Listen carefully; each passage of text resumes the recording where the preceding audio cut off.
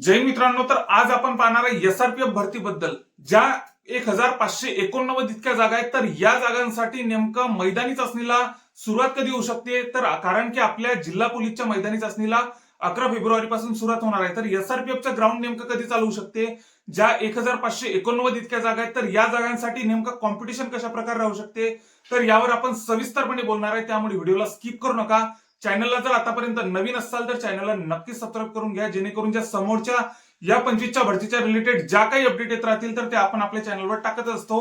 त्यामुळे चॅनलला नक्की सबस्क्राईब करून घ्या. तर आता एसआरपीएफच्या जागा किती आहेत 20 गटांमध्ये? तर एसआरपीएफच्या जागा 1589 इतक्या जागा आहेत, ज्या की 20 गटांपैकी फक्त 13 गटांमध्ये ह्या जागा आहेत. तर 7 गटांमध्ये या 2025च्या भरतीमध्ये जागा निघालेल्या नाही आहेत. तर आता राहिला एसआरपीएफ गट क्रमांक 20 चा विषय. एसआरपीएफ गट क्रमांक 20 वरणगावला बऱ्यापैकी कॉम्पिटिशन आहे, म्हणजे सप्टेंबर मध्येच या गटाला मंजुरी मिळाली आणि त्याच्यानंतर 291 जागांची इथं भरती पण निघाली. त्याच्यासोबतच आता जर आपण एसआरपीएफ 18 काटोलचा जर आपण विचार केला तर तिथं फक्त गडचिरोली असो, चंद्रपूर असो, गोंदिया असो, या 3 जिल्ह्यांच्याच मुलांचे अर्ज तिथं चालत होते. तर आता या 13 गटांमध्ये कॉम्पिटिशन कशा प्रकारे राहू शकते? आपल्याला ग्राउंडला कमीत कमी मार्क्स किती घ्यावे लागणार आहे?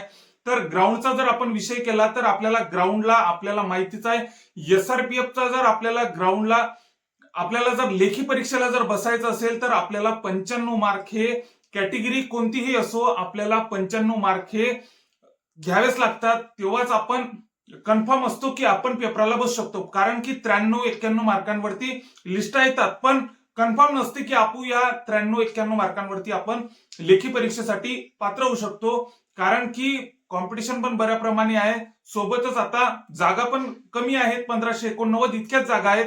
तर या जागांसाठी जर आपल्याला लेखी परीक्षेसाठी जर बसायचं असेल तर आपल्याला 95चा आकडा हा पार करावाच लागतो. 95 मार्क आपल्याला एसआरपीएफ मध्ये कोणती कॅटेगरी असो, आपल्याला एसआरपीएफ मध्ये 95 मार्क घेतल्याशिवाय पर्याय नसते. 93-91 मार्कांवर, 89 मार्कांवर पण लिस्ट लागतात, पण त्या कन्फर्म नसतात की आपण लेखी परीक्षेसाठी बसूच. तर आता राहिला ग्राउंडचा विषय. तर ग्राउंडला आपल्या एसआरपीएफच्या ग्राउंडला आता मागच्या 2024च्या जर भरतीचा विचार केला तर जिल्हा पोलीस आणि एसआरपीएफच्या ग्राउंडमध्ये 10 ते 12 दिवसांचाच फरक होता, म्हणजे स्टार्ट होण्यामध्ये. तर या 2025च्या भरतीमध्ये एसआरपीएफच्या ग्राउंडला पण फेब्रुवारीच्या एंडिंगला किंवा मार्चच्या स्टार्टिंगला आपल्या आता जर जिल्हा पोलीसच्या 11 फेब्रुवारी पासून प्रस्तावित ग्राउंड सांगितलेले आहे, तर ते जर 11 फेब्रुवारी पासून जर चालू झाले तर त्याच्यानंतर आपल्या फेब्रुवारीच्या एंडिंगला किंवा मार्चच्या स्टार्टिंगला आपल्या एसआरपीएफच्या ज्या 13 गटांमध्ये जागा आहेत, तर त्या 13 गटांमध्ये एसआरपीएफच्या मैदानी चाचणीला नक्कीच सुरुवात होईल.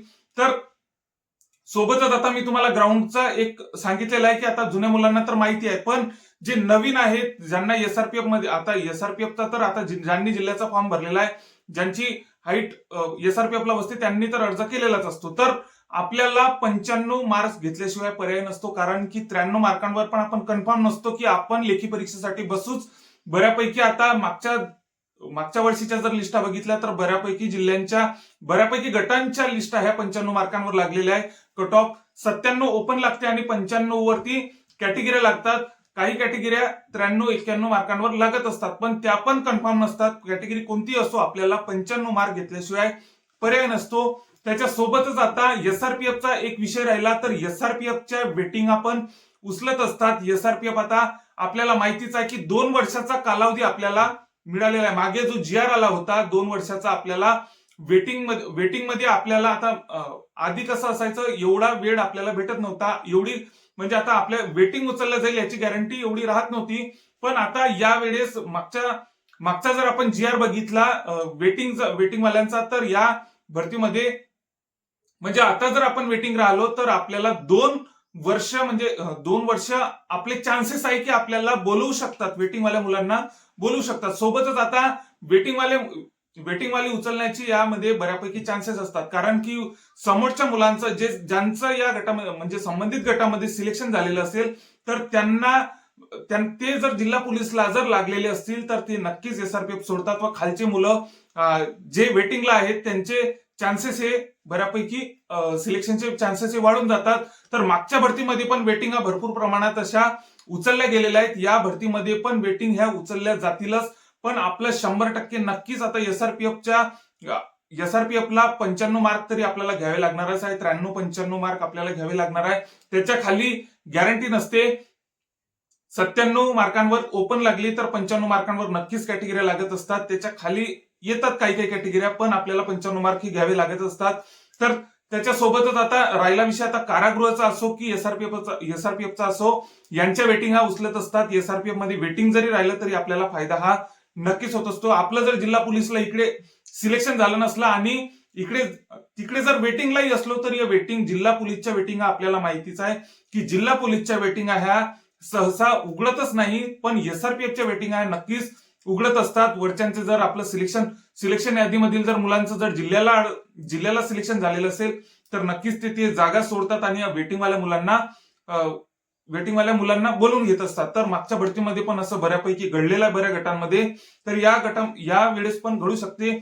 1589 इतक्या जागा आहेत एसआरपीएफच्या आणि जशा काही आता समजा या भरतीच्या आता 1589 जागांमध्ये आता 13 गटांमध्ये भरती होणार आहे. तर आता जशा काही याबाबतच्या प्रॉपर अशा अपडेट येत राहतील तर मी नक्कीच आता समजा आता पेपरचा जर आपण विषय धरला तर पेपरमध्ये आपल्याला आता 95+80-85 आता जिल्ह्याला जितका आपल्याला पेपर घ्यावा लागतो तितका जरी 5 मार्कांनी जरी आपला पेपर कमी आला तरीही आपलं सिलेक्शनचे चान्सेस हे एसआरपीएफ मध्ये असतात.